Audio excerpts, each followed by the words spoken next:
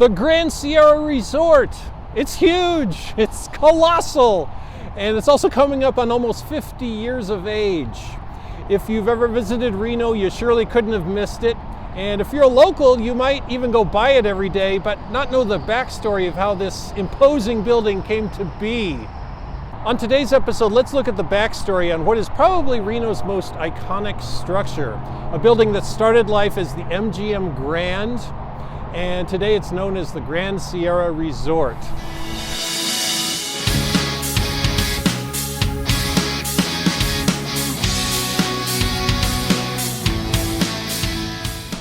In the 1970s, Reno was happening, and 1978 was a pivotal year for our community because this was the year that Reno morphed from being kind of a smallish community that simply coexisted with gambling into a major tourist-driven economy.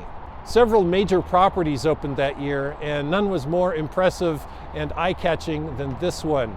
This was a big deal for Reno. Reno was on a roll, so in October of 1975, the MGM Corporation made known plans for them to build a 1,000-room hotel and casino here in Reno, the area's first mega resort. The MGM had been operating the old MGM down in Las Vegas for several years, and that property operates today as the Horseshoe. The company scouted out several locations in Reno and actually had its eyes seriously on a parcel about 2 miles west of Reno, and they had a lease option to buy that property.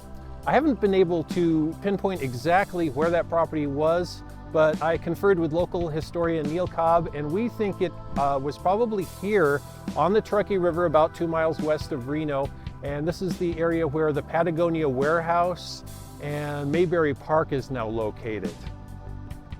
Way back in the day, this property was the home to a lumber yard and a lumber mill for many years. Whoa, stop the presses, hold the phone. I actually do know where they were planning to build in West Reno. I just got back from the Nevada Historical Society and was sifting through some old newspapers down there, and found this one, front page story from the Nevada State Journal, the predecessor to today's Reno Gazette Journal. This was dated October 7th, 1975, and it included a little diagram of where the property was supposedly to be built. And let me throw up a map from today that shows you this exact location, and I'll put some labels up on the map so you can kind of get a feel for where this is. The most noticeable landmark is that Home Depot in West Reno at the corner of I-80 and South McCarran Boulevard.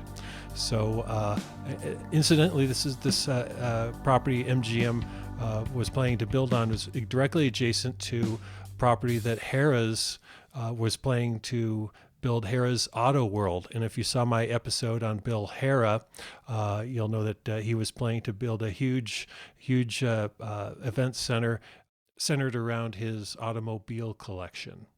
So these two big things would have been neighbors, but neither of them transpired. Then in November of 1975, MGM announced that it would definitely be building on this current site east of Reno on 110 acres between 2nd and Mill Streets and adjacent to the Reno Airport. The choice of this site was even more transformative for what was still a modestly sized city because this major attraction was being built a couple of miles away from the traditional center of gaming, downtown Reno. Construction started in the first part of 1976. This was a massive project, and the property would not be open for another 2 years.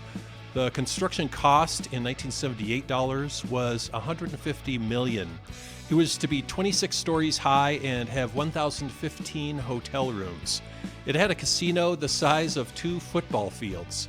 The Ziegfeld Theater, which was opened by Dean Martin, would soon host the long-running show Hello Hollywood Hello, and it had the world's largest stage. There was a shopping mall, 2 movie theaters, a 50-lane bowling alley where, incidentally, I met my future wife, and 7 restaurants.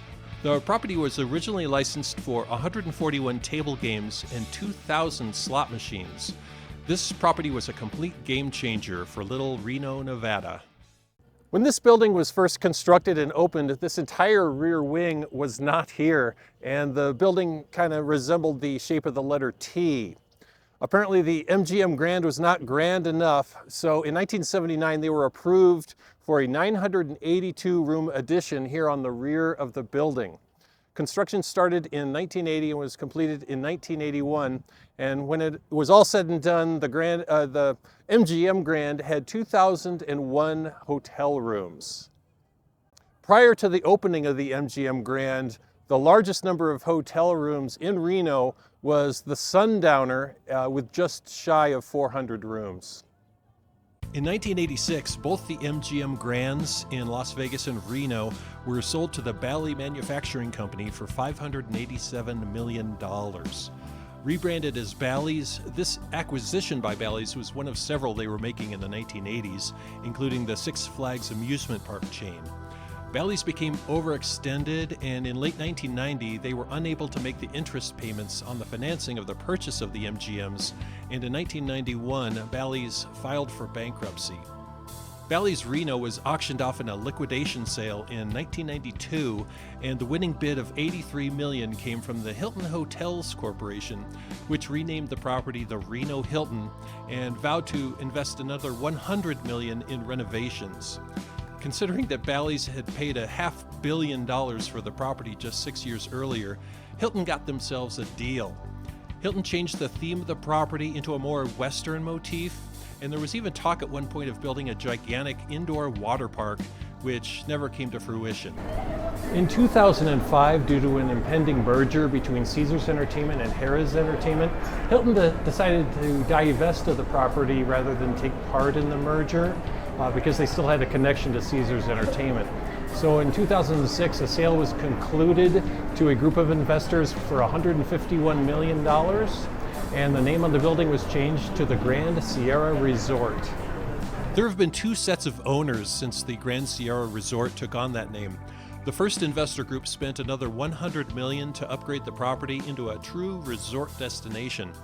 Unfortunately, in late 2008, during the financial crisis the country was experiencing at the time, ownership was unable to make payments on the loans used to purchase the GSR, and their bank had to foreclose. After the bank, which was JP Morgan, took ownership, they continued to run the GSR with the assistance of a few companies that can run such things.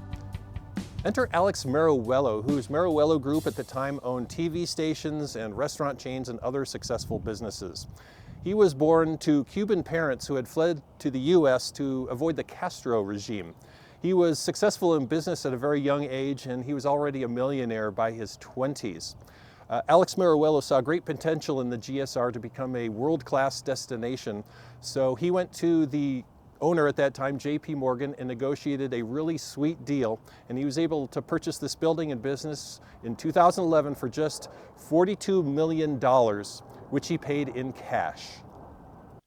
Since that time, continual improvements have been made, including a complete overhaul of the old Ziegfeld Theater. Today's Grand Theater features concerts and other productions for 3,000 audience members on what could still be the world's largest stage. They also added the Lex nightclub, which includes a huge pool, Charlie Palmer's Steakhouse, which I need to try sometime, and basically rebranded the whole property, and it continues to draw in visitors as a premier destination in Reno. Alrighty, we are finishing up this episode here at Chickies and Pete's, which is a sports bar here at today's Grand Sierra Resort, and I am enjoying a Boneyard Brewing RPM IPA. I'm an unapologetic hophead. I love me my IPAs, and this one is from Boneyard Brewing, which is up in Bend, Oregon, and some time ago they were purchased by Deschutes Brewing up in Bend, Oregon. So another fun, I'll give you a fun fact that'll really enhance your day. RPM IPA from Boneyard Brewing is the #1 selling IPA in convenience stores in the state of Oregon. So take that one to the bank.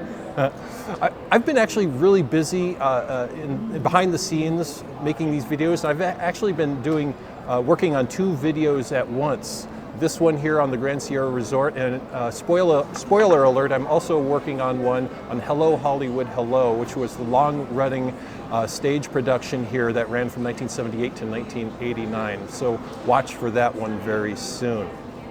If you haven't clicked that little subscribe button yet, I sure encourage you to do so. It'll just help us grow this channel, which will allow me to do bigger and better things, attract some interesting guests.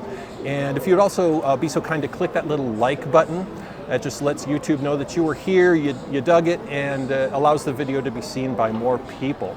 So until next time, as Harold S. Smith Sr. of Harold's Club always said, I'm with you. Cheers.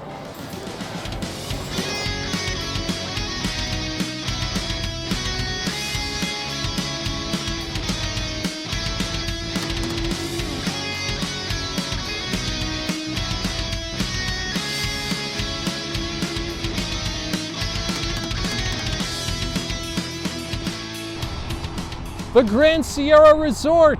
It's huge, it's colossal, and it's also coming up on almost 50.